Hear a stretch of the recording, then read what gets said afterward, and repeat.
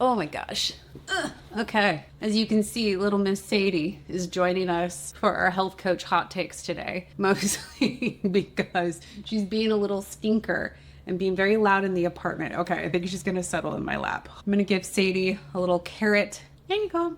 Good job. Being subscribed to my Astrology with Janessa channel, you know that Sadie makes appearances a lot on our live streams over there, and she really enjoys carrots. So we get a little bit of puppy ASMR. And yeah, I guess she just wanted to make an appearance today. So welcome to Health Coach Hot Takes. There is a topic that's been on my mind recently. It's actually one that one of you, someone who watched a recent video and commented, brought up. I won't say who you are just because I don't know if you really want your username put out there. You had a great comment. And essentially, the gist of it is there's a person who is commenting on one of my Health Coach Reacts videos and bringing up the fact that we don't know really what these influencers do in their day-to-day lives.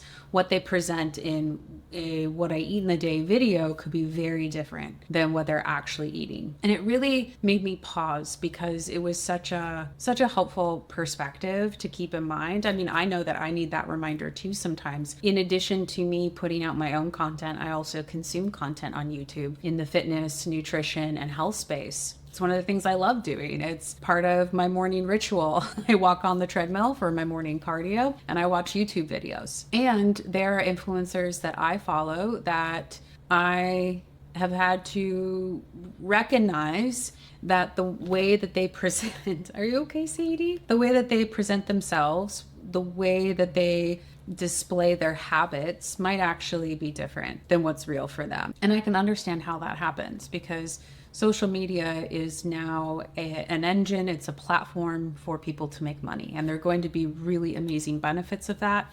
And there are going to be things that come as a result where certain types of content is going to be incentivized, especially if it's being sponsored financially in some way. And it's a whole spectrum, right? Some influencers will disclose that. Some influencers won't disclose that. Some influencers are very good at selling in a traditional way, which might be a little bit more obvious to folks. Other influencers are really good at selling in like a casual conversational way that comes across as very authentic. And for some of those influencers, it is very authentic as far as the types of products they purchase, the way that they eat this food versus that food. And this is still an engine, an economy of attention that translates into dollars. And so it was a really good reminder for me to slow down and look again at the content I'm consuming.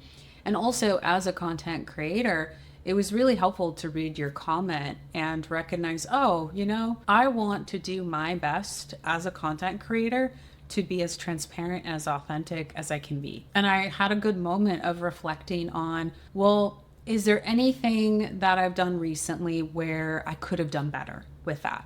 Because it's one thing to set an intention and say, oh, I want to be an authentic and transparent content creator. It's something else entirely to then put the magnifying glass on your own business, on yourself, for me to put it on my business, on my content, and myself, and ask the question, well, am I upholding that? And this is a small example. Here, I'll give Sadie another carrot because she's getting a little fussy. Do you see the Sadie nose? There we go. Elevator Sadie. I had a moment where I had a realization that one place that I could do better is, for example, on my Instagram stories. Even though it's not monetized, it's not sponsored, it's a very small audience, it's not a lot of people that watch my stories because, again, it's a private channel. I remembered how I was posting photos of food that I was eating the other day. This is so simple, but this is where, like, these tiny micro moments are where I think it matters, because if we can do it in these micro moments when it may be harder for us to be aware of what we're doing, we're going to be able to do it hopefully with bigger opportunities, bigger efforts that are going to get a lot of attention. So I was posting, anyway, long story short, I was posting some pictures of my food on my Instagram stories, and I realized that I almost forgot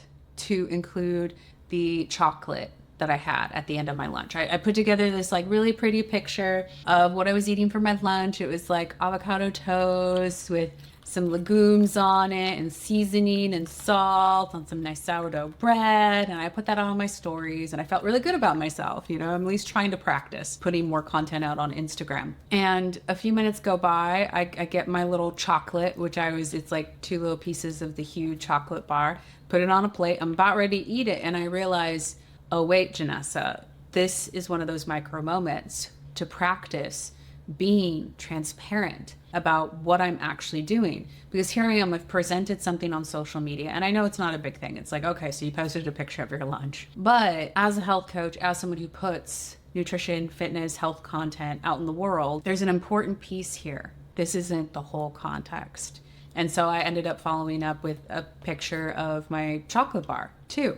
And it's not like if I hadn't put the chocolate bar, that would be horrible, that would be disingenuous. I'm not saying that. I'm saying being transparent and trying to not fall into that trap of just creating this glitzy, pretty image or story to either get people's attention or potentially bring in money for whatever reason through whatever means. It's a practice. It's a skill, and it's one that I care about. So anyway, long story short, I figured I'd film a little health coach hot takes on it just because I really, really appreciated your comment where you were saying for any influencer that I'm covering or any influencer whose content we're consuming, you're consuming my content right now, just keep in mind that it's not always the most complete picture. And at the end of the day, the onus is really on us to use our discernment to try to filter through that as well as consumers of content. And my hope is that also as a creator of content, that I'm doing my best to uphold my part of it and being transparent and being authentic. So let me know, what do you think in the comments below about the state of fitness, nutrition, health, content creation these days? How would you characterize what's out there right now, how content creators are showing up, how consumers are showing up? Where do you think we all could do a little bit better? I'll let Sadie say goodbye. We're gonna go. I gotta get her outside, go party. Yes, yes, yes. And I look forward to connecting again soon. Great job, babies.